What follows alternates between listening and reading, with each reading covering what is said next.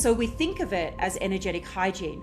When you pick up rubbish off the street and put it in a bin, you wouldn't straight away go and then pick up a sandwich and eat it. You would wash your hands, right? It's the same thing when we're moving through our day and we're encountering messy energy or whatever it is, we clear it out of our energy field. We have energetic hygiene practices so that we're not taking it on. It's not finding a residence in our fields. And when we start each morning, this practice takes 15 minutes, but it changes the trajectory of your entire day because it elevates you onto a higher timeline. Instead of just getting up and going into, right, I've got to do this, I've got to do that, we're connecting with that cosmic version of ourselves. We're encoding our energy field with certain frequency. We're clearing out any residual energy. We're standing in our sovereignty, and it elevates the entire timeline of the day because like attracts like.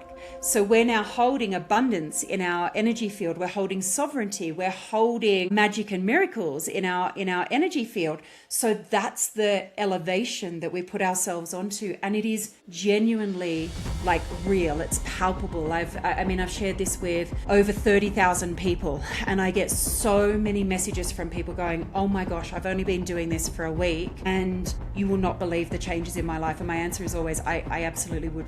I would believe it, because I've seen it for myself as well.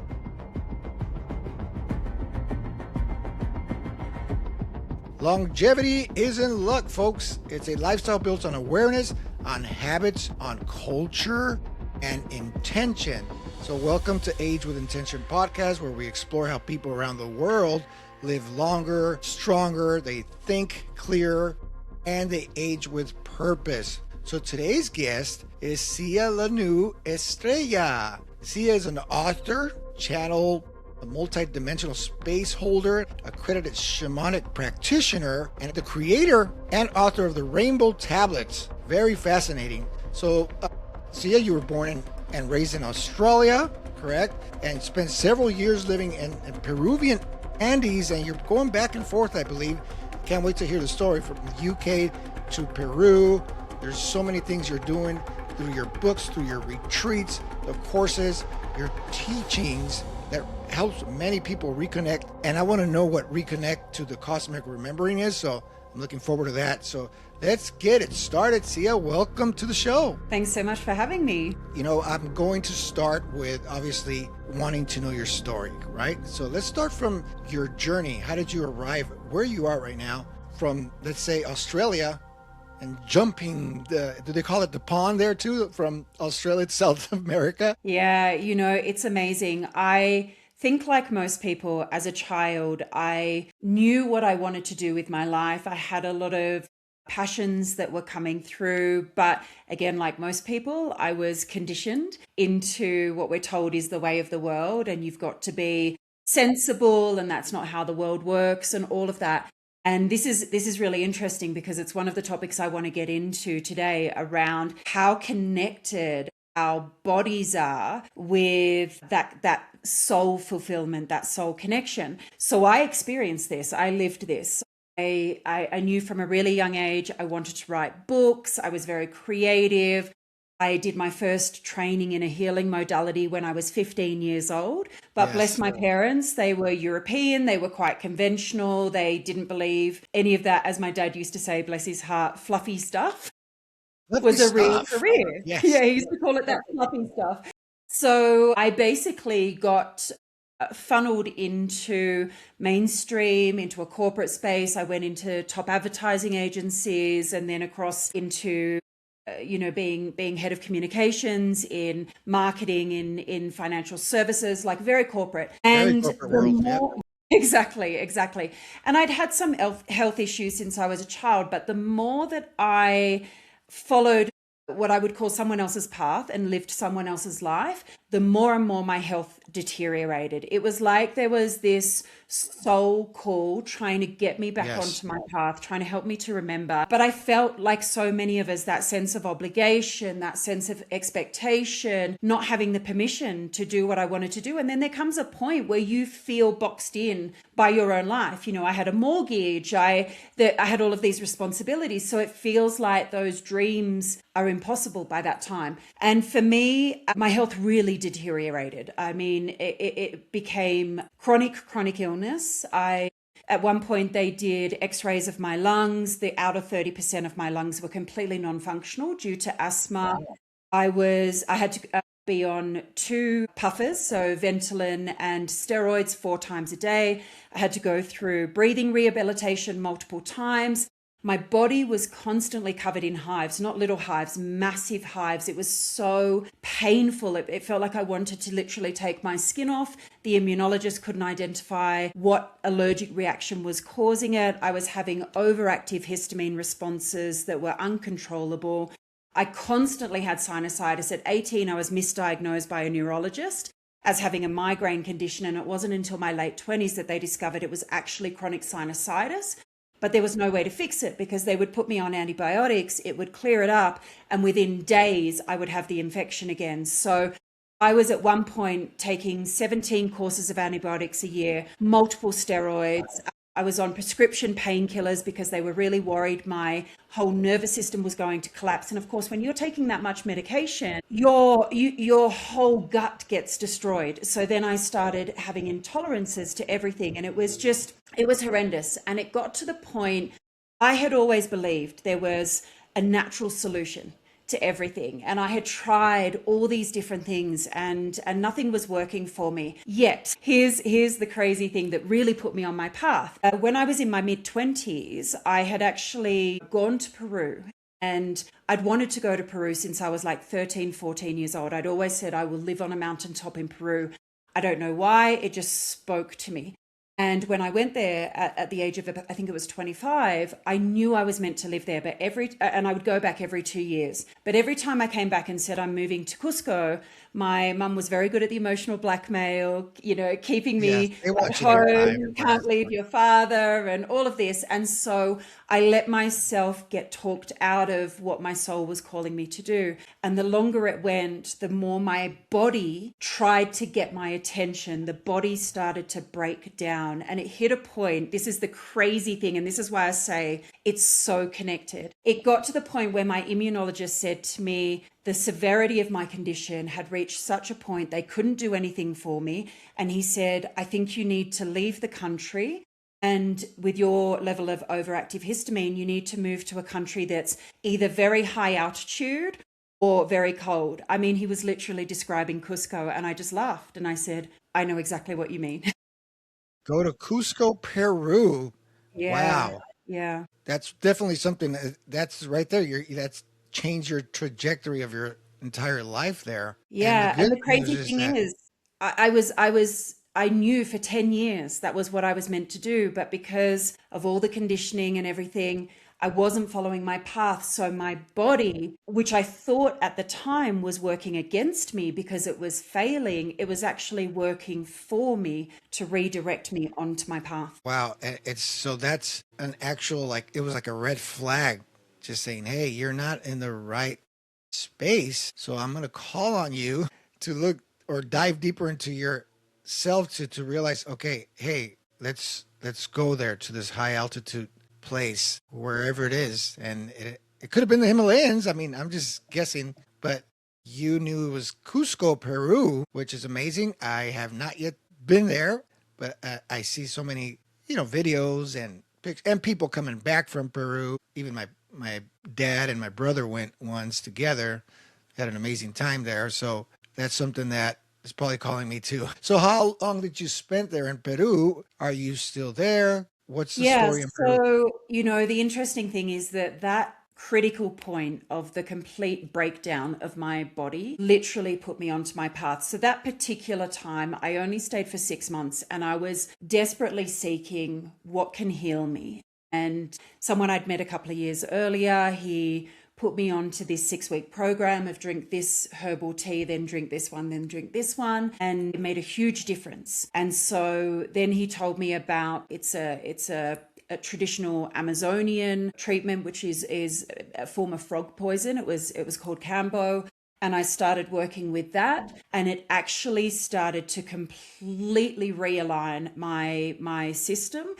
That particular time, I did have to go back to Australia. I had a partner. I had, an apartment and everything. A whole life. Yeah. I had a whole life, And so I went back and I had, for the first time in my life, I had about 10 months of health, and it was phenomenal. But then things started to, because again, my body started trying to get my attention because I still wasn't truly following my path. I'd gone back into my corporate life. So I again worked with Cambo, and I started listening to my heart more. As the physical symptoms were driving me deeper within, I started listening to my heart. So this is when I started to continue my training into healing work and healing modalities such as shamanic practitioner. I started to work with the Aboriginal ancestors over there and learn some of the indigenous ways. And gradually it came to a point where, and again, I kept coming to Peru, the most sacred mountain over here called me to run a retreat. Now, it might sound strange for people to say a mountain calls you to do something, but one of the things they know over here in Peru is that the mountains, which they call apus, mountain spirits, are guardians. They are guides and guardians. They call them the grandfathers and the grandmothers. So through my years of coming over here and learning the traditional ways, I had learned to open that communication with the mountains. And I was called to run my first ever retreat here. So I followed that call.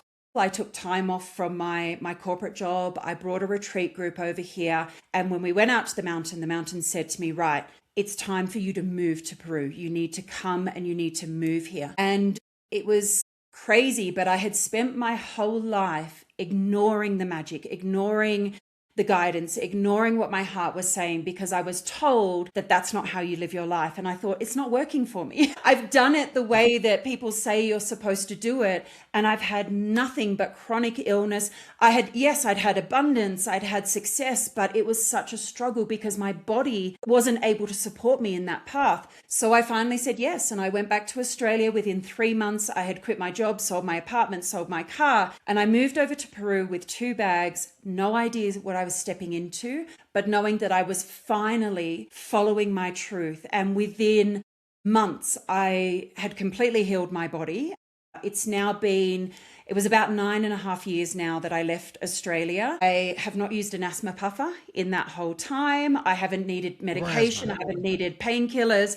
I mean, my body just completely transformed. And obviously, as I started to go deeper on this path, that's when I unlocked the true purpose of why I was here. I started channeling the Rainbow Tablets books, the Mystery School, understanding the cosmic nature of our bodies, that they are not just these physical vessels like we're led to believe, but they are actual transmission towers. They operate on frequency at the core essence, are our manifestation portal. And the biggest thing is that they are our greatest ally. So, right. The beauty industry and the health industry and all of that tries to condition us to resist aging, to fight this, to fight that, and to do all these things with our bodies. But actually, if we listen to our bodies, if we work with them, if we see them as our greatest co-creator and ally, we unlock the power of them as multidimensional vessels. And not only does our health and our vitality and our longevity just go to whole other levels, but our entire lives, what we're able to achieve, our fulfillment, our purpose. It's phenomenal. Yes. I mean, I totally agree with you, and I could relate to that. But not many people are as bold and courageous to just, do radical change like that. And it is a scary thing. And I believe it's the programming. We've been indoctrinated, especially here in America, where there's so much suffering. And that's the disconnect that you're talking about. And we're going to get deeper into that. But it's a problem for people to think, I can't, she went through all this. Is she going to, oh my gosh, that's a lot of work. And what am I going to do with they just start, just thinking so much. And that's fear, right? So you need to, I think you did it the right way. You first experienced Peru, and it doesn't have to be Peru for everyone that's listening. It could be anywhere else your calling is, and experience it. Just go 1 week, 2 weeks, go back and forth, see the difference. Because I could just say, you don't have to go too far. Here in Southern California, you can go to the mountains and completely disconnect from the corporate world, the fast-paced LA lifestyle where everyone wants to optimize everything, biohack everything. And we could see it. I mean, we've been biohacking for 20 years now or so, and it's very popular and trendy online. And yet people are still sicker and more confused than ever because they're trying to live a life that's not even for them. They're trying to copy or, imitate these mega influencers who are, to me, are becoming cyborgs, really, like exactly what the system wants. It wants, whatever the agenda is. It's just, we see it, right? They're trying to just disconnect us from the divine, I call it prana and Ayurveda, from the energy. And we're going to get into that. But they're just disconnecting us, and they're doing a great job by connecting us to their system. And that is why people feel stuck and they're getting sicker. And eventually you'll just settle in that trap. So we need to awaken for those people that are on the fence thinking, what is she talking about with, all that manifestation stuff? It gets scary to people. So we're going to go into that.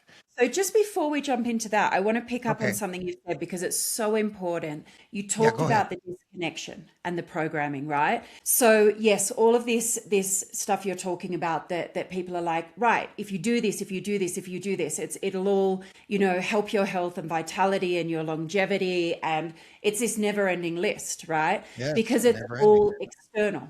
It's all external fixes. And this is because the programming of the lower reality, the false reality, the illusion, whatever you want to call it, the 3D, is all about keeping us in a state of disconnection. The word I use for it is lack of embodiment, right? Because when we come to embodiment, that is what actually changes everything. So the programs are all about keeping us in distraction, disconnection, discontent, and fragmentation of energy. So we know all of the EMFs and all of that jazz. It's all about fragmenting our energy. If we do the exact opposite of that, we come within, we come into connection, we come into centering and presence rather than distraction. We come into gratitude rather than discontent. What happens is we unlock the power that we hold within. And you mentioned it about you don't have to go to Peru. Obviously, that was my path. I had a particular path that was what I had agreed to come here to do. I mean, in LA, Joshua Tree, phenomenal. It's a day trip. You can go and sit with the land. I mean, if you've got a bit more time, going up to Mount Shasta. I mean, there's so many, and there's all of the other national parks nearby. If we can, in a day-to-day basis, in our everyday life, make sure that we're cultivating that connection and going within. So starting with a morning practice, coming in, strengthening our energy field, opening our channel of connection with our higher selves, with the higher realms, and then taking that time to tap into the land, the sacred sites around us, because they hold so much energy and remembering and frequency. What we're actually doing is, I call it like sacred rebellion, right? Because we're doing the exact opposite of what they're trying to program us to do. And we unlock the power and the healing and the remembering by coming within, rather than making this appointment and that appointment and that appointment and trying to do all of these external remedies that don't actually address where the power and the healing lies. So I just wanted to pick up on that because you touched on that so beautifully. And it is the biggest transformational factor that people can tap into. Coming into embodiment, that connection, that is what unlocks it all. Yes, and for people who don't understand embodiment, it's okay, we'll get into it more, but I always say alignment before anatomy, people. So alignment, like you just beautifully described, it's the priority. The prerequisite is your workouts and your diets that you want to do. That's fine. But if you're not in alignment, you're going to suffer. So alignment before anatomy is the simplest way to put it for people. And yes, their frequencies do exist. Why do you believe in Wi-Fi and the cell towers for your phones to connect. If that, you can't see it, but you so religiously believe in it, believe it. There is a natural frequency, vibration, energy, whatever you want to call it. All that is real, and it's a natural connection that we're part of. But now there's a synthetic connection that has us all. I call it the trap. We're trapped, but you could get away from that trap. It doesn't cost you much money, like you said. Start with the morning rituals, right? Awesome. Awesome work. Yeah, and that's the thing. It doesn't mean you have to give up your whole life, you know. It doesn't mean, like, I don't want people to hear my story and think, well, I've got kids, I've got this, I've got that. Yes. You know, Yes. it was only my path, right? But for everyone, it is how we show up in our daily lives. I call it multidimensional embodiment. Multidimensional mastery and sacred embodiment, because we think, you know, and again, it's programming. We think that the two are separate, that there's the daily life, which is like the 3D and the functional and the to-do lists and all of that and the running around. And then there's the magical and the connection. So we think, okay, once a week, I'll go to a shamanic journey, or I'll go to a breathwork session, or once a year or twice a year, I'll attend a retreat. And then we live our daily lives in the 3D way. But that's not how it's meant to be. That's the illusion. When we bring it together and we actually live our daily lives from that place of the frequency, the multidimensional mastery, the embodiment, realizing that we create our realities, not just through our thoughts and our patterns, obviously, yes, that as well. But when we really get into it, through the way that we interact with frequency, sacred geometry, blueprints, you know, the elements, the magic, all of it. I mean, it's phenomenal. And I say this as someone who, yes, I lived in Peru for 3 years, and it was, you know, it's a totally different way of life. You're working with the Pacos, the Queros, the lands. You're really learning a very, I guess, indigenous and connected way of living. But the reason I was taken on that path was so that I could bring it back to the mainstream. So now I live in the UK. I was in London. I'm actually about to move back to London. You know, I mean, as you can hear me speaking, I'm an incredibly grounded person. So it's not like I'm sitting out, you know, in a field somewhere just drumming on a shamanic drum every day. I'm think of a shaman, just, oh my gosh, she's out there, you know. Right. But this is real life. This is real life. You know, I am in mainstream society living in a very abundant way and getting things done, but always through that depth of connection and bringing the two together, so that it's not the connection and the elevation and the magic and the cosmic isn't something that we just experience a handful of times in a year or once a week. It's the way that we actually live our lives. And for me, that's the biggest hack of all, because then we're unplugging from all of that conditioning, all of those limiting beliefs, all of that programming, and we can literally walk through this world, creating our own reality, creating our highest outcomes, living our highest expression, activating our soul blueprints, our cosmic gifts. And when we do that, the body thrives, because the body is the manifestation portal and the vessel. So it thrives when we come into that empowerment and that true embodiment. It's amazing. And you said, I mean, you're going to be living in the UK full time now, in London. Lots of, you know, high traffic, of high population. So it doesn't mean you have to disconnect completely from society, you know, and you just have to be, like you said, embodied in this. Amazing. And then the wisdom of the indigenous cultures obviously helped, right? And you probably learn how to connect that with the modern society aspect of it, you know, just being in the moment, going within, and you don't even have to travel really. Although I recommend traveling. I love traveling, because you just get to connect with different energies, and there's portals, right? So that's one thing that you'll talk about. So I don't know if you want to let us know. I asked you once. So what is that Cambo thing? Yeah, definitely. So Cambo is something that it is offered in other countries, but I think it's only allowed. Let's use it in that word. I've seen it in the US. I've seen it in LA, actually. Yeah, I don't think it's technically allowed in the US. Okay. It's not in Australia, and it's not in the UK, although you can find it. And again, this is because there's big companies that don't want us to access the healing, especially if that healing makes us not repeat customers because we're actually healed. So I did That it is true. here in Peru, and it's very important that you work with a trained, experienced Cambo practitioner, but it is a type of frog poison. So I don't know all the ins and outs. I just know that it healed my body, but it works with peptides. It's not any sort of journey in terms of like a psychedelic journey or anything like that. It's a very physical experience.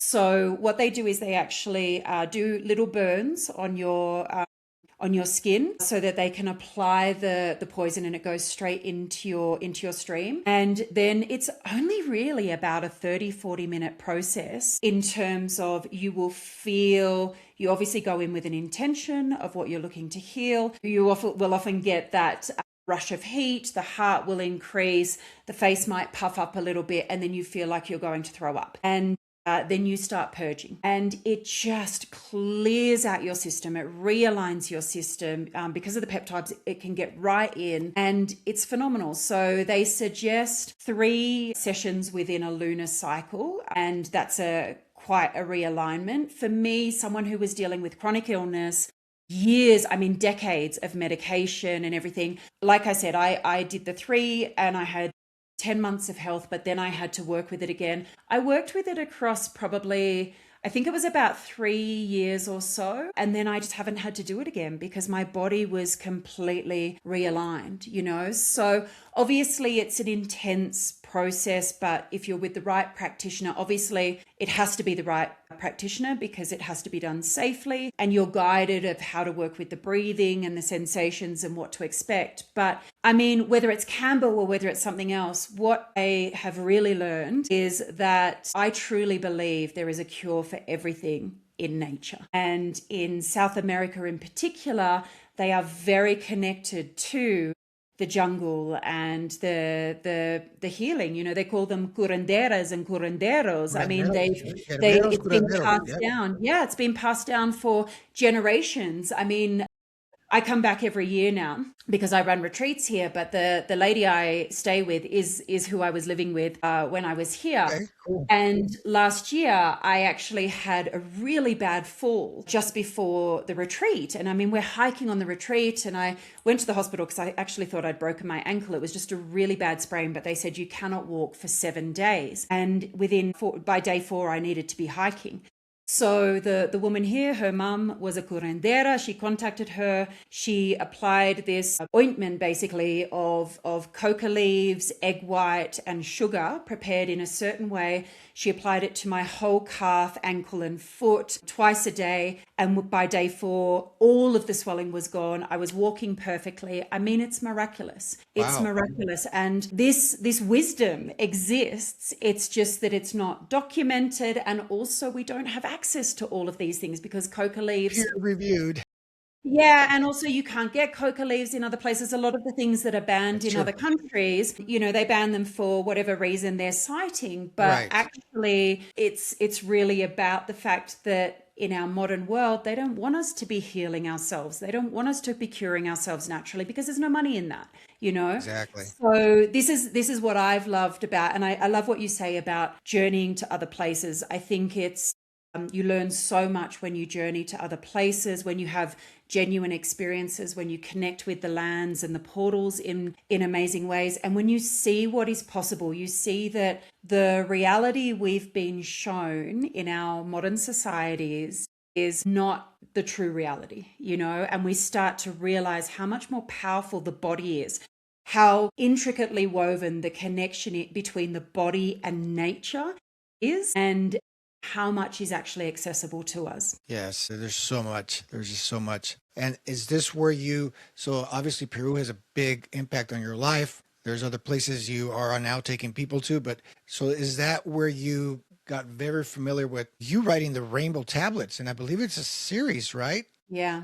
Tell us about that. Yeah, so that's what I came to Earth to do.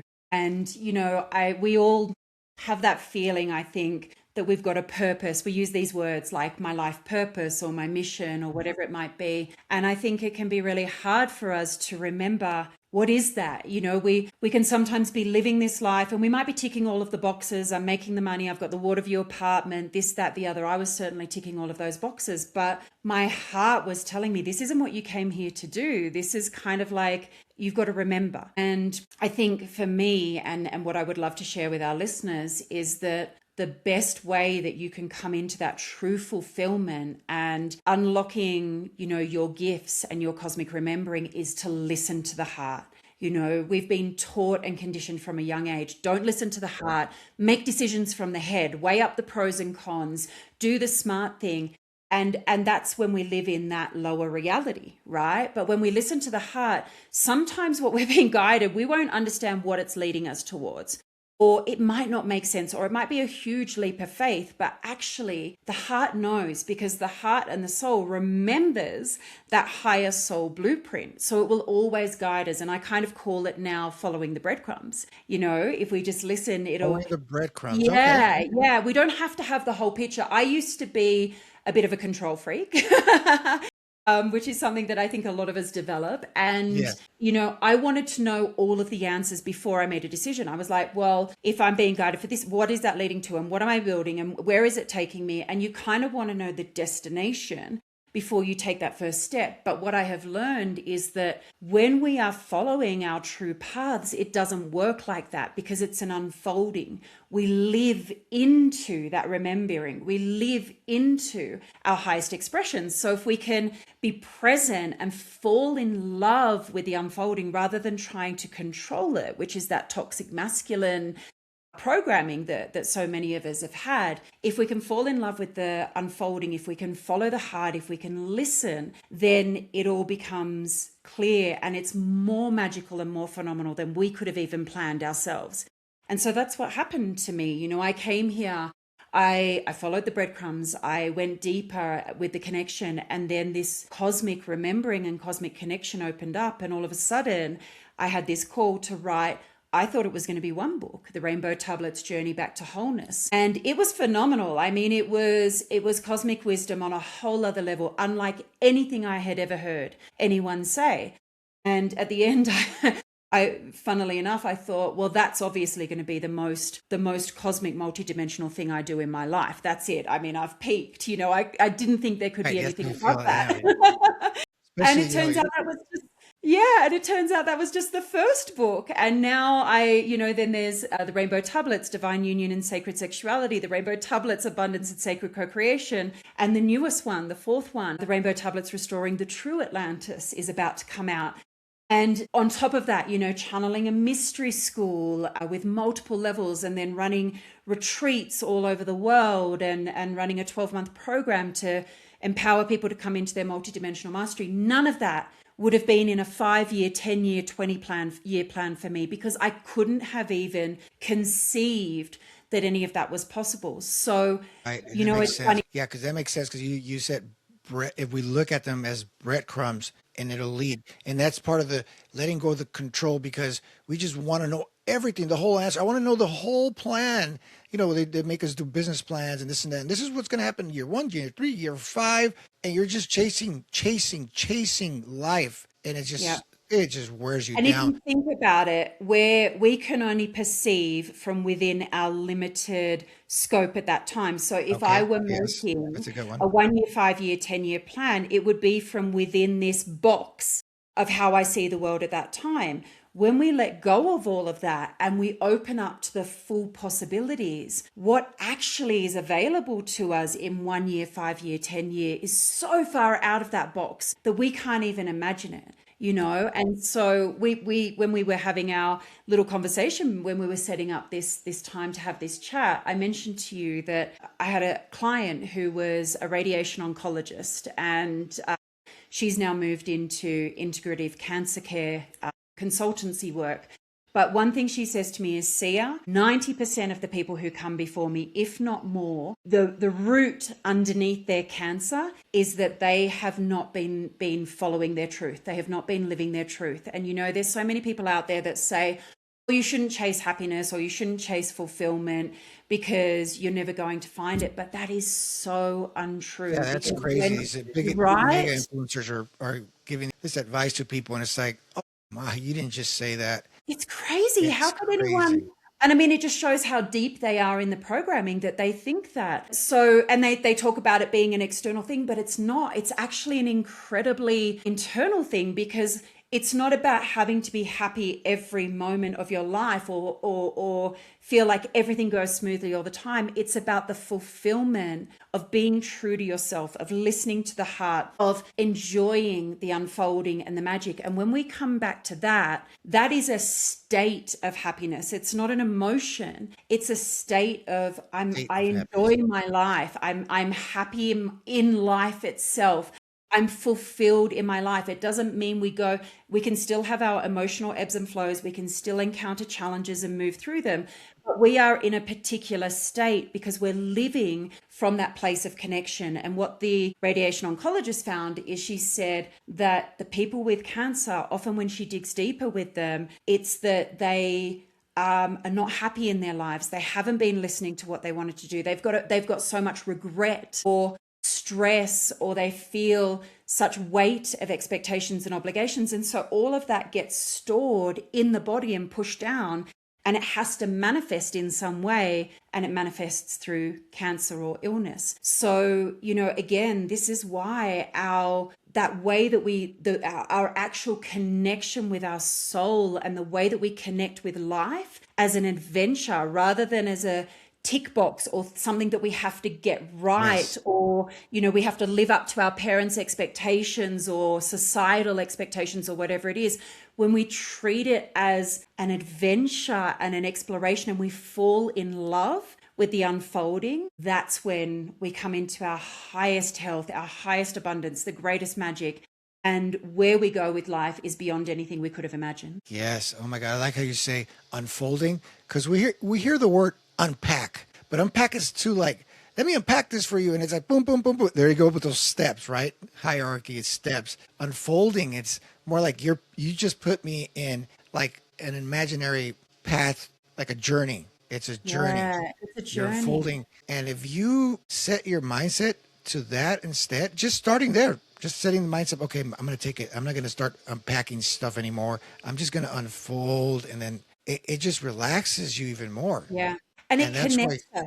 It connects yes, us, right? Because as you say, unpack and planning and controlling and, mapping out all the outcomes and everything, that's the toxic masculine, right? That's something that, whether it doesn't matter about our gender, that's the toxic masculine mindset that we've been programmed with. And the opposite of that is the wounded feminine. So the wounded feminine is when people say, I'm just going to completely hand everything over to the universe. And they go into a completely passive state where they're practically, or they say, I'm in surrender. And they're no longer a participant or an actively creator in their own life. So it's like they don't trust themselves. They're just handing it all over to the universe. Whereas in the toxic masculine, it's like we don't trust the universe, so we feel the weight is on our shoulders. When we talk about the unfolding, and I call it sacred co-creation. So it's working with our creation. divine, There you go. yeah, so working with our divine feminine and divine masculine energies, working with co-creating with earth and stars and, the animal messengers, the ancestors, all of these things, when we come into that state, we're no longer in those distorted mindsets. We're back to those kind of that beautiful dance of the divine feminine and divine masculine within ourselves. And we are an active co-creator in our life, but we're not trying to do it all ourselves. We're co-creating with the land, the stars, with everything else. And this is when we unlock the magic. This is where that unfolding, where the journey, where the adventure comes in. And this is where it takes us beyond the sky is the limit. Absolutely. I could see that. I could see both sides. I could see a young person, they're thriving. They're very bright, intelligent. They're ready for four-year university. They go in there and there's just so many, I guess, expectations. And they have this set structure where by 30, I have to be here. In six, I have to be moving up the ladder. And they don't know that they're holding in everything into I say your gut, right? You just hold so much because it's not just anger. People say, well, this person died of cancer. She was so young, but she didn't have any anger. She was such a happy person, this and that. But it's all these expectations that you're holding yourself so high up and you're trying to control your Yeah. world, and you just get disappointment after disappointment, and your guts just, hurting in a way, emotionally, mentally, spiritually. And like you said, you're not really where you need to be. And there comes a cancer. And then you see there's other ways, like the long living cultures. Many people, when I've gone to these, these countries, they're not really like connected, or they're not aware. They are aware spiritually, but they're not aware, like logically. They don't talk about whether it's, the plant medicine that's doing this, or, they're not singling out anything. They're just saying life. It's like they put it all together. Now, one of the Yeah. main words is like the calma, the calm, and that's when they get to sit or walk with the land, nature, and there's the connection. Or you talk about transmission, like your books are transmissions instead of Yeah. simply just books, right? And that's where we could connect. I'm just trying to put it together for people that are, because we hear so much of Mm. these turbo cancers and that. So I'm trying to relate that to, look, there's reasons we weren't, it wasn't bad luck, or they gave us this, or my body was, yeah. I mean, there's less than 5% of cancers are actually genetic, but that's a very, very tiny percent. That means that over 95% are lifestyle. What's going on? That means our society is not really, Yeah. be. There you go. How to be.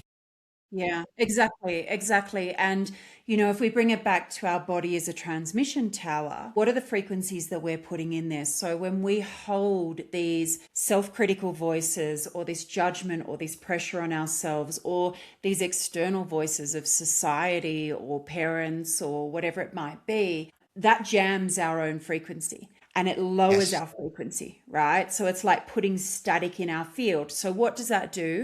Well, firstly, it lowers our frequency, which lowers the vibration of our cells, but it also cuts us off from our intuition and our connection. So we, as kids, we knew anything was possible, and we could see the magic all around us, and we didn't put pressure on ourselves and all of that. We had to learn all of that. We had to be conditioned into it, right? So it's not a natural part of our state. And so, our intuition and listening to our heart, it's there to guide us. We are so connected to whatever you want to call it, your soul blueprint, your highest cosmic path, whatever it is. We're so connected to that. But then all this stuff comes in and jams that frequency channel. Then, to cope with that disconnection and that dissonance within themselves, a lot of people turn to low frequency ways of avoidance. So that might be excessive watching TV, excessive scrolling. It might be alcohol. It might be drugs. It's, all these things that they do to cope with this feeling that they don't want to acknowledge within themselves, that like something's not right. There's something, why aren't I happy? I'm doing all the things that I was told. I've got the degree, I've got the promotion, I've just bought the place. Like, why don't I feel full inside? Why don't I feel happy? And so they try to dull that feeling. So then we're bringing these other frequencies into our bodies that are, again, lowering the overall frequencies. So again, this is why I say, if we go into that sacred rebellion and we unplug from all of that and go, right, I'm coming back to connection. Okay. Yeah. Creating a clear energy field for myself. So I use the rainbow pyramid sovereignty practice every single morning, and it is absolutely transformational. It's on the homepage of my website for anybody who wants to access it. But basically what it does is it creates a kind of like an energetic shield around yourself, because we're exposed throughout the day, not just to all. Yeah, it's more than that. Yeah, it's more than that. It goes outside your aura, right? So it goes outside your aura, and then when you get into the cosmic layers, you can put actual encoded shields around that. So abundance, Awesome. magic and miracles, sovereignty, all of this. So what this does is it creates a clean energetic space for yourself. If you think about the way that most people move through their day, they're going from this thing to the next thing to the next thing. If they have like a difficult interaction with a family member or a client, or they receive a yucky email or whatever, they're just moving into the next thing. So all of that is staying in their energy field. And because they're not holding a strong energy field, it's getting right in there. And it's affecting them. So it makes them feel out of sorts. It makes them feel angry at the end of the day. I've just had the worst day. You won't believe what happened. And they go home and they spew it out to whoever that person is at the end of the day who witnesses that. Now, and they get drained too as well. Right. Exactly. So if we move through our day in what I call multidimensional mastery, then we are aware that we are a transmission tower and that we can hold our own energy field. So we think of it as energetic hygiene. When you pick up rubbish off the street and put it in a bin, you wouldn't straight away go and then pick up a sandwich and eat it. You would wash your hands, right? It's the same thing when we're moving through our day and we're encountering messy energy or whatever it is, we clear it out of our energy field. We have energetic hygiene practices so that we're not taking it on. It's not finding a residence in our fields. And when we start each morning, and I mean, literally this practice takes 15 minutes, but it changes the trajectory of your entire day, because it elevates you onto a higher timeline. Instead of just getting up and going into, right, I've got to do this, I've got to do that, we're connecting with that cosmic version of ourselves. We're encoding our energy field with certain frequency. We're clearing out any residual energy. We're encoding our energy field. We're standing in our sovereignty, and it elevates the entire timeline of the day because like attracts like. So we're now holding abundance in our energy field. We're holding sovereignty. We're holding magic and miracles in our energy field. So that's the elevation that we put ourselves onto. And it is genuinely like real. It's palpable. I've shared this with over 30,000 people, and I get so many messages from people going, oh my gosh, I've only been doing this for a week and you will not believe the changes in my life. And my answer is always, I absolutely would. I would believe it because I've seen it for myself as well. And most people don't realize this. Yeah, that is a very huge, that's a great habit to adapt, because we're all being taught meditation, and it's very vague, meditate. Well, I can't do that, stillness. But now you apply something like this, because how many of us hold all these problems and issues and we bring it along with us days, weeks, months, lifetime. And of course, from parenting, the parents to the children, there we go. It's like a continuous chain, and we don't stop to think that we could actually, is that called cosmic remembering, or is that, this I call multidimensional mastery and sacred multidimensional mastery. Yeah, okay. And the reason I call it that is because we are no longer just thinking of ourselves in the 3D sense. We are realizing that we are transmission towers, that we are creating our own reality, and the biggest thing is we're then taking responsibility for that. And I call it encoding your energy field. Right. And it makes such a huge difference, because I've heard people say, right, obviously anything we do, we never try to change another person or manipulate their energy or anything like that. Everyone has free will. But what we don't realize until we start owning our multidimensional mastery is that our frequency has a massive difference on how people interact with us. So I've had, I had a client once who was right on the verge of divorcing her husband. Like, she was at that point. They had a 10-year-old daughter, but it was like, I can't do this anymore. So she focused on herself, coming into her mastery, her, multidimensional tools, and starting to move through her day differently. And the crazy thing was, it changed him. And the reason it prompted a change in him was because she was no longer interacting with him in the same way. When he would start his aggression, she wasn't responding in the same way. They weren't going into the same dynamics. So what happened was, because she wasn't responding in the same way, they weren't defaulting to old patterns.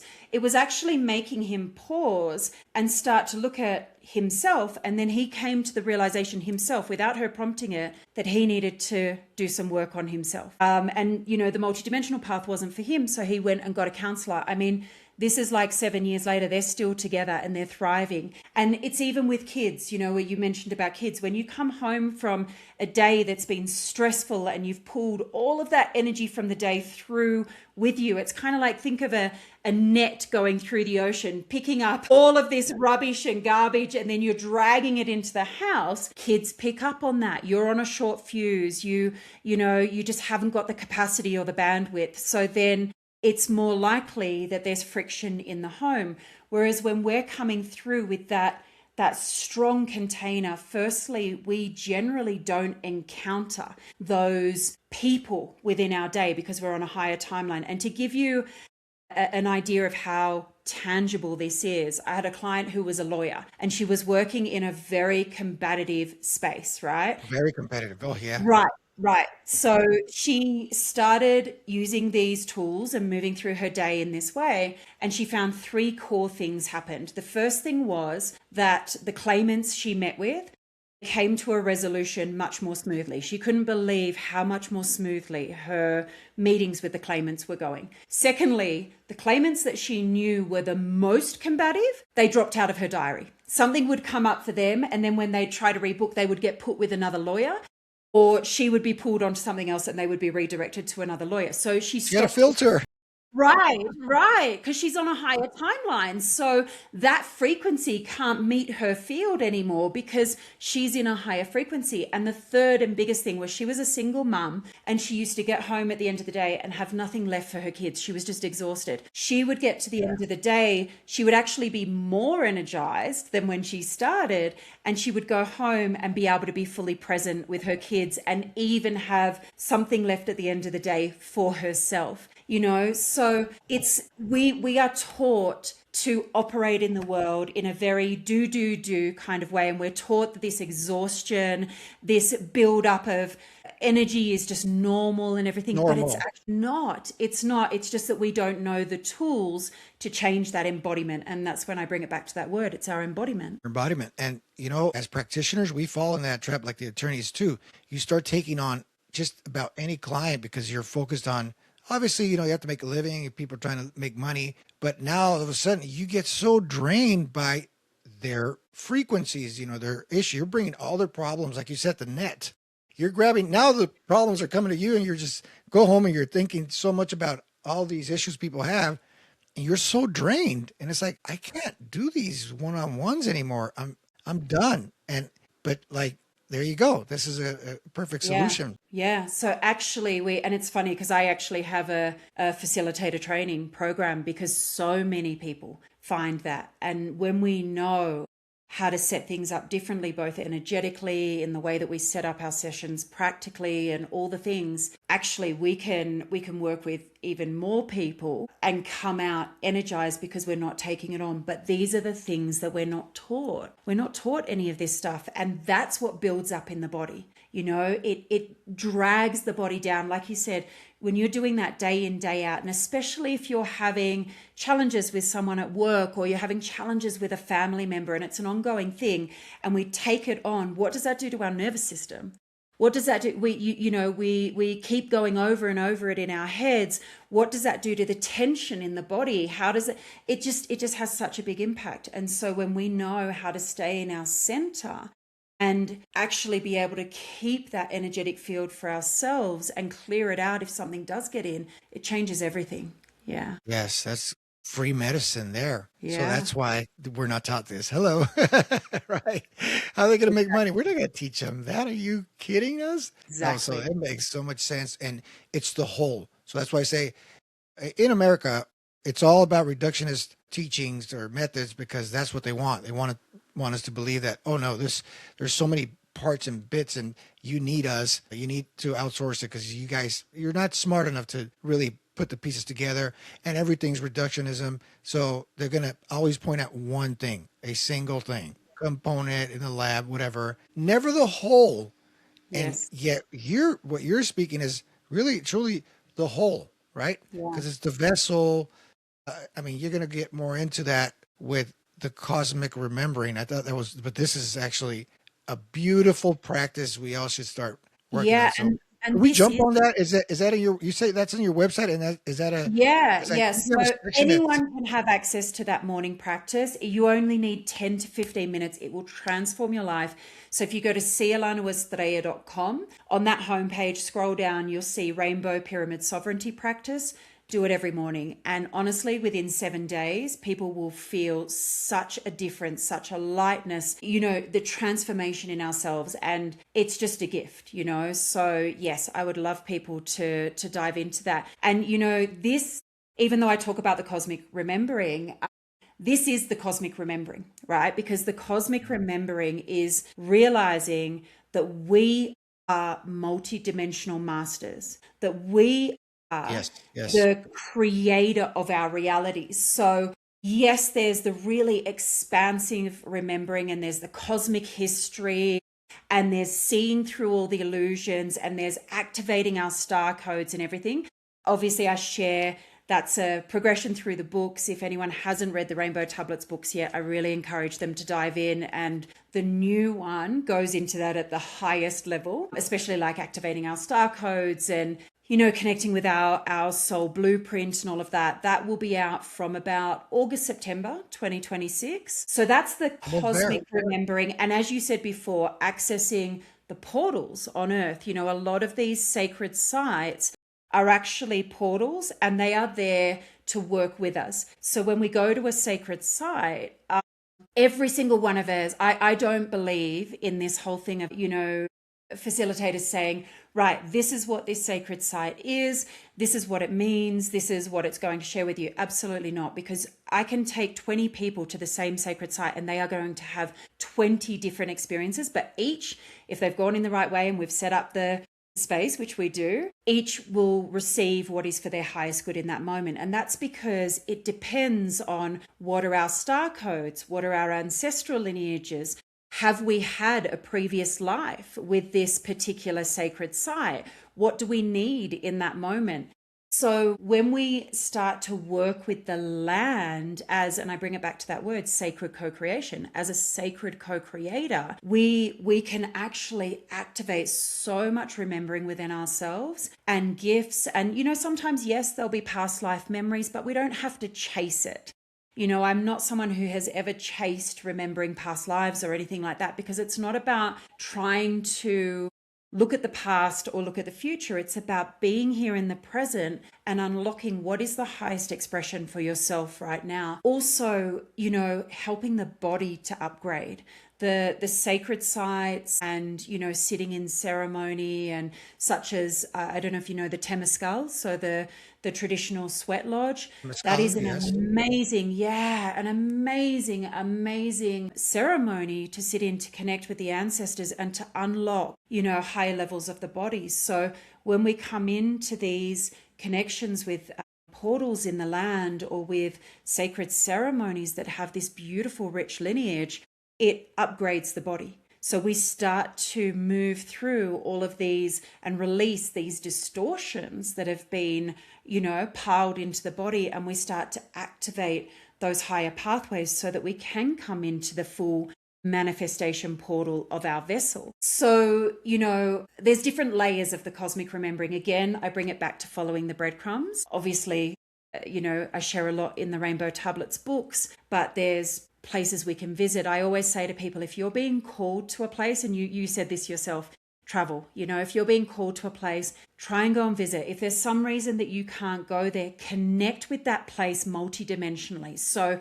sit with a photo of it, come into ceremony, whether it's a cacao ceremony or a breathwork practice that brings you into depth of connection, and connect multidimensionally with that sacred site if you can't go there physically, and ask it, what does it want to share with you? Because you're feeling that call for a reason. There's something to be remembered. There's something to be activated. And I mean, honestly, the sky is the limit. So then obviously, as I said, I've got programs like the Mystery School and everything to help people go even more into their cosmic remembering. But it's just that following the breadcrumbs of listening to the heart, opening to the magic all around us, and allowing the body to guide us, because the body will feel things. When we hear something, or we read something, or we go somewhere and we feel that resonance of remembering, we feel it physically. We feel like the goosebumps, or we feel the heart expand, or we have the tears of remembering, even if we've never been to that place in this lifetime, but it's because the body is remembering. So when we use practices like that rainbow pyramid practice to keep our space clear, then our body can communicate with us more deeply, our intuition can come through more clearly, and we continue to awaken that cosmic remembering. Does that make sense? Yes, it makes a lot of sense. And, we could relate to, you're saying like remembering, we could go places and just feel like, I know the way to here and there. How is that possible? You're so relaxed. So I think you're opening up to your remembrance, I guess, without being aware. You're traveling somewhere and you're like, I know that if I go this is the way to go to X and then Y. And people around you are like, how in the world do you know how to get around this place? You've never been here. I don't know. I can't Yeah. explain it. I mean, I'm sure that's just one thing that popped up. There's one way But to yeah, do it, I but that's love that. one thing that pops up that I've experienced. I have some kind of deep connection with places. When I go, I almost not even need a map. It's amazing. And I end up in these places. I'm like, this is where I have to be. Well, this is where I had to go. I don't know. I can't explain it. Wow, that's amazing. And you speak about Yeah. unifying the earth and the stars. That's where you started. So that is a part of the cosmic, what did you call it? Yeah, so Cosmic that connection, for right? me is all about the embodiment, right? The So the embodiment. more that Okay, we so we come go into back to that the embodiment. connection and that vessel of ourselves, so we're coming out of disconnection and back to connection. We're coming out of discontent and into gratitude. We're coming out of fragmentation and back to presence. When we come into that embodiment, what actually happens is we realize that it's kind of like the infinity symbol, we Yes. are that unification of earth and stars. So the land is supporting us. It's helping us to remember the stars, our cosmic teams, the universe, the synchronicity, the guidance, all of that. We realize that as the transmission tower, we are this vessel for the unification of earth and stars. And this is when we realize we're not these tiny little humans that they've tried to make us think that we are. And we're not just Right. We're in like this hamster pebbles wheel, to the sand, something like that. Yeah. Yeah, we're so much more. And we carry the cosmic wisdom of lifetimes and lifetimes. We carry the cosmic wisdom of the entire universe within us.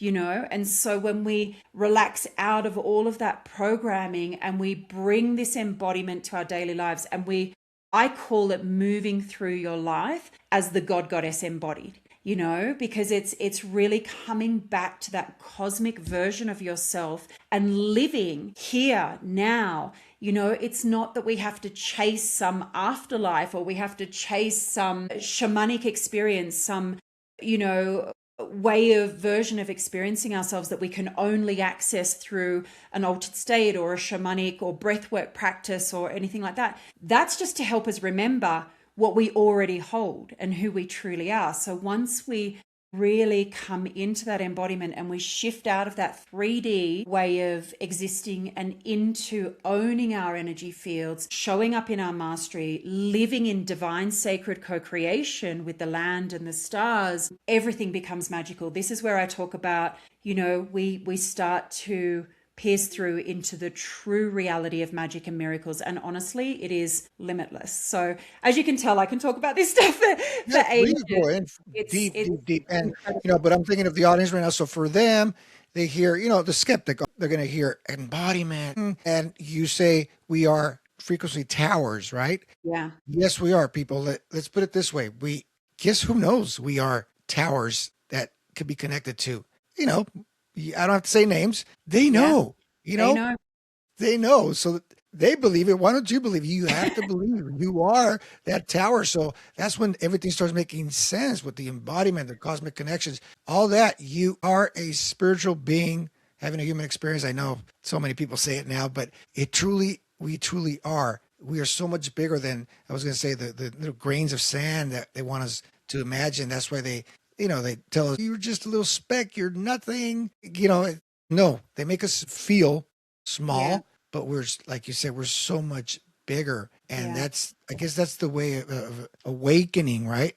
The Exactly. consciousness. Exactly. And I guess just to finish on this, I love what you just said there. They know. They know, and they are doing everything to try and stop us from remembering this. So if we weren't transmission towers, if we weren't vessels for frequency, they wouldn't need to be pumping out EMFs. They wouldn't need to be pumping chemicals into the sky. They wouldn't need to be pumping chemicals into our food and our bodies. But they know. So they do all of that to try to lower the frequency, to try to create that interference so that we can't tap into what we truly are.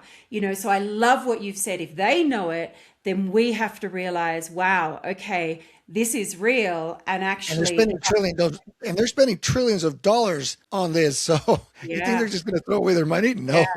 And this is why they're so desperate to hold us out of embodiment and keep our frequency lower. Because once we come back to that embodiment, this is when we become unstoppable. And I don't mean that because when you're coming back to that place, you come from such a place of connection and purity that you can absolutely live your highest expression. You can make such a difference in the world. A lot of people, they see what's wrong with the world and they think, but one person can't make a difference. But actually, one person can make a massive difference, because if we think of ourselves as a frequency tower, and then we think of what we're putting out of that frequency into our toroidal field, and then that every step we take, everything we do, everything we create is actually creating a frequency line, or you can call it a song line, right?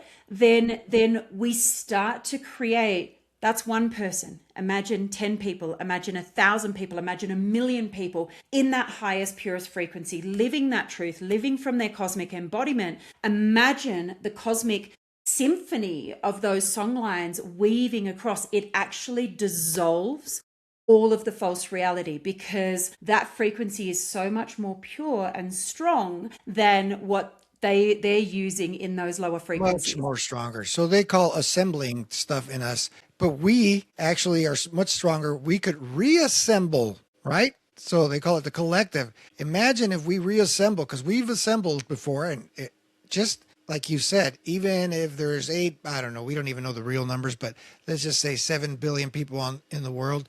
It doesn't even take that. I'm thinking it takes about 100,000 people reassembling into this amazing fire, or the 5 elements where we can connect. So maybe we could start talking about that. And just to bring it back to that, remember what I said about the woman who was about to get divorced, that when she changed that frequency within herself, it naturally created a shift in her partner and in that dynamic, because she was no longer interacting in the same way, and it prompted him to then grow himself. And this is what happens, is that when we hold that frequency, it kind of it pulses out and it empowers other people to elevate. It makes it easier for other people to elevate it. So I know we could talk forever. I know we probably need to wrap up, but it's amazing. And to bring it back to the fact that I have lived it both ways. I'm not someone who it was just always connected and everything. I've lived in the lower reality. I've lived in the corporate world. I've lived in the obligation. I've lived in all of that. And then I've lived this way. And honestly, it is so worth gifting ourselves that empowerment and that liberation of coming back to connection, coming back to embodiment, realizing the power we hold to absolutely not just change the world, but to change and elevate our entire reality. Yes. And I was in that world too, the competitive world in sales. And it's all about, the respected person is the one that makes the most money. It just couldn't fit in with me, and I just could not continue. So I could relate with you. I knew it wasn't for me. And even though I was making really good money at the house, you name it. But even with the fitness and the diet, all that being aligned, I wasn't aligned, as far as the whole. And I knew I had to get out. And it took some rude awakening to get out of that. So I understand completely, where we connect is because obviously I became an Ayurveda practitioner. We connect in the 5 elements. We talked about it in our conversation. And Ayurveda, we understand earth, water, fire, air, and the ether, which is space, as the foundations, right? The main focus on shaping our bodies, our minds, our vitality. But it's not as deep as yours. And I wanted you to go ahead and talk about that a little bit. The experiences you had with those 5 elements, those energy Yeah. forces. Yeah, beautiful. Yeah.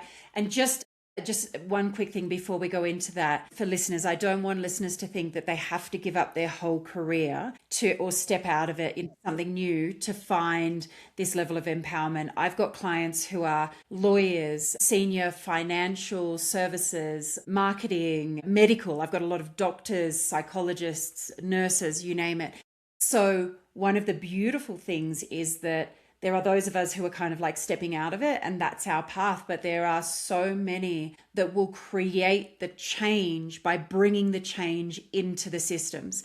So it's Great point. about showing Absolutely. up Glad you brought it differently. up. It doesn't mean you have to give up your career. It Exactly. means that through your shift in embodiment, you show up in that industry, that environment. Even I've got, clients that are actors in the entertainment industry. Like when they show up differently in that space, it's going to create a shift, and that is so important. So I just wanted to touch on that.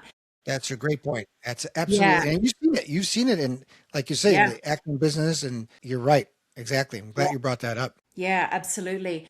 So to touch on the elements. So when in the Rainbow Tablets Mystery School that I share, one of the things we start to work with is we work with reality and our bodies at the blueprint level and at the fabric of multidimensionality level. So at the core, everything is frequency. Everything in existence is frequency. Then it creates like a sacred geometry blueprint. So not the limited view of sacred geometry that we have here on Earth, but if you kind of like combine that with what people think of as light codes and all of that beautiful sacred geometry blueprints that act as the blueprint for something to come into form. And then what gives it that form is earth, air, fire, water, and ether. So these elements, when you think of it in indigenous terms, they talk about water holds all the wisdom because it has all the history of everything. They talk about fire as being all the wisdom of the grandfathers and the ancestors. And this is true, but it's even more than that. So the way that we work with it in the mystery school is that each element is like a portal, a doorway to an entire universe. And each element holds that entire wisdom and gifts and remembering of that entire universe. So when we think of that and we think our bodies, I mean, everything in existence is made up of the elements, right? But our bodies are made up of earth, air, fire, water, and ether. Imagine the amount of wisdom that we are carrying in this vessel. And so when we start to look at healing ourselves, obviously it's a little bit more, I mean, it's an experiential thing, but I'm going to try and share it in words here. But when we want to bring miraculous healing to our bodies, we can actually look at the composition of the elements. Are we holding too much earth because maybe we've been weighed down by something? Do we need a bit more fire to come in? Do we need a bit more air? And then we can tap into the wisdom of those universes to help us with making these adjustments in the body. Then we go even deeper. Is there any dissonance or incongruency in the blueprint?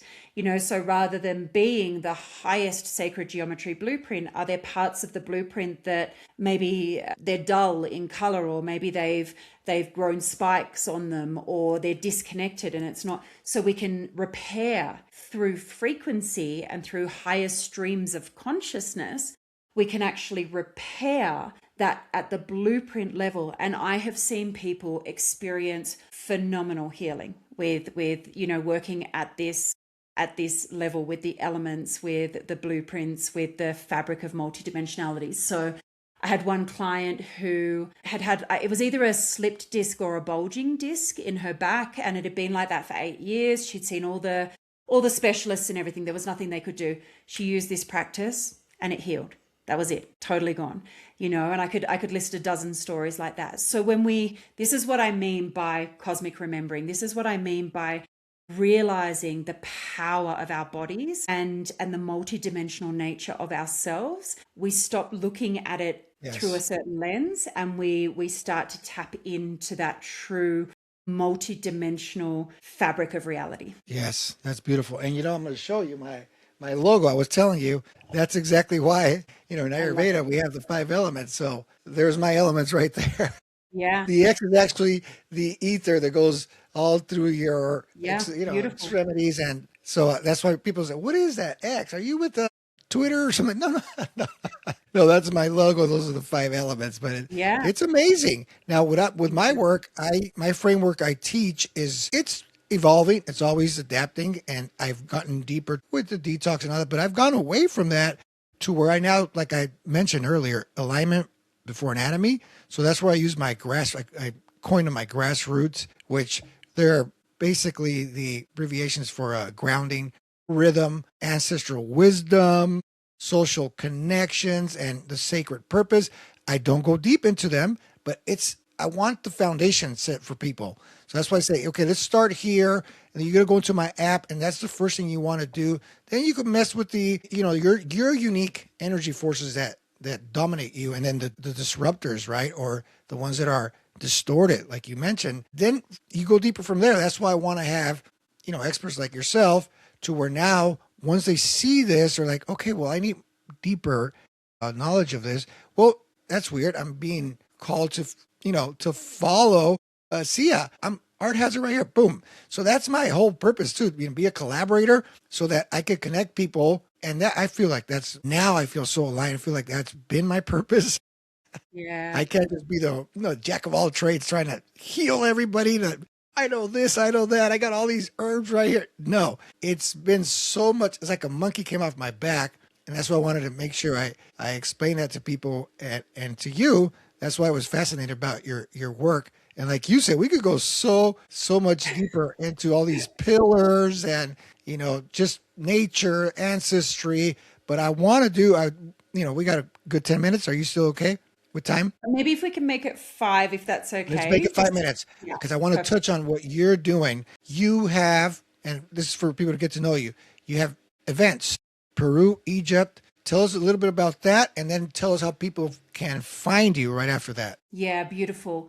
So I have different ways. So obviously the starting point for most people is the books, the Rainbow Tablets books. Books are the first. Really activating huge transmissions.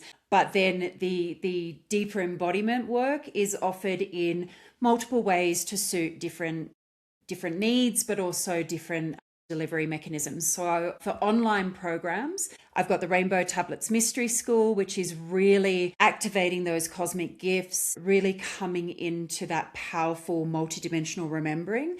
And then I've got the 12-month Multidimensional Mastery and Sacred Embodiment program, which is how we embody all of that cosmic aspect of ourselves so that we move through our days in that higher reality, in that higher embodiment, as opposed to defaulting back to 3D. And the reason it's 12 months is because that is a big shift. We are literally breaking all of our programs, all of our patterning and everything so that we can show up in a completely different way. Then for those who are practitioners, I've got the Sacred Space Facilitator training. And then in terms of the physical things, I work with sacred sites. So I take people to sacred sites. Once a year, I have usually 2 Peru retreats. So they're one after the other that I come over to Peru because I'll only work with a group of up to 20 people. So because of the demand, they sell out very quickly. So I have to bring two different groups. We have Egypt, we have South Africa, working with the white lions and literally sitting in ceremony with the white lions. I'm working with the land over there. Sometimes I'll go back to Australia, so it just depends what I've got on for the year. And then, that's the main way that I'm sharing it with people so that they can move through different parts of their activation and embodiment and what suits their lifestyle, because this is how we change the planet. This is how we change the planet. It's through ourselves. It's through our own embodiment and then rippling that out. Yeah. Yes. And I'll make sure people can find you first on Instagram. We'll put it right there. So Instagram, Sia-Lanu Estrella. And then my website is Sia-Lanu-Estrella.com. And the Rainbow Tablets books, they can either order them through my website or on Amazon or most, major booksellers. So lots of ways to find. There's so much more there. I know, because I've been in there. And so people, you'll be fascinated. Give yourself a good hour because you're going to just dig into her website. There's a lot to see there. But the important part is start, step by step. Start with that morning habit that you mentioned. Yes. Definitely something I'm going to start with. So before we close, I have one final question for you. Okay, and I do that with all my guests. I put you in a time machine, and we go back to the 18-year-old Sia. Okay, Yeah. and what's one piece of advice you would give her? I know you started thinking at 13, so but at 18 years old, what's one big of advice you would give the youngster Sia? I would tell her to follow her heart and live her truth. Because when I look back now, I go, I knew it. I knew it when I was younger, and I got pulled off by all the, everybody else's opinions and society and all of that sort of thing. And it's been, I call it the scenic route. It's been this really kind of long scenic route to get back to what I knew as a young person. So follow your heart and live your truth. Yeah. Absolutely. That and it's so powerful, yet so simple, really, fast and easy. But yes, follow your heart. Yeah, obviously that. So one thing is follow your tablets. Right, I think that, right. Yeah, thank you so much. I am going to invite you to come back because there's so much more to talk about. As you can see, we easily went over an hour. Yeah. First was my technical difficulties, but besides that, we still went over an hour. So thank you so much for joining us today. I know your time is very valuable. Thank you for sharing this, and I'm hoping we could connect people to you. I'm sure there will be a lot of interested people here. So before we go, again, everyone, make sure to share this episode with your loved ones, family, friends. Share it because, one goal is not to agree with everything we have to say, because I'm sure there's a lot of skepticism, but open up a little bit, please. And it's important to know that when you take action, you're going to be building something little by little, and you're eventually going to connect. So that's why I always tell people, aging is not the problem. I know most of the listeners here are women over 40. Really, my audience is women over 40. And we think too much about we're aging and I want optimization, but aging is not the problem. It's aging without the intention that becomes the problem. And when nothing is forced, everything unfolds intentionally. It flows, right? So that's what I have to say. Any last tips that you want to say before we go? I really just want to bring it back to your body is your greatest ally. Your body is so much more than you have been led to believe. And the answer is through that depth of connection within, that depth of embodiment, rather than all these external things we're being sold. I mean, yes, we can combine things, absolutely, but the biggest transformation will come through that embodiment and that way that you start to access your body as the transmission tower, as the manifestation portal for all that you desire. And, just to finish on what you said about your audience, I turned 45 in a matter of days. There you go. You can relate with us. And I am the I'm older, by the healthiest. way. But I'm the healthiest I've ever been in my life. I am just so grateful because you touched on skepticism. I used to be so skeptic of things, even though as a young person, I was so connected to it, but then I got so brainwashed out of it that I became very skeptic. And then the more that I listened, that I disconnected from that programming, that I came back to that truth. It's just phenomenal what is possible through the body, what is possible for us to create on the planet, what is possible for our lives. So that's what I want to leave people with. There are no limits. There are absolutely no limits. Absolutely not. Thank you so much once again. Everybody, thank you for joining us, and I'll see you on the next episode. Thank you.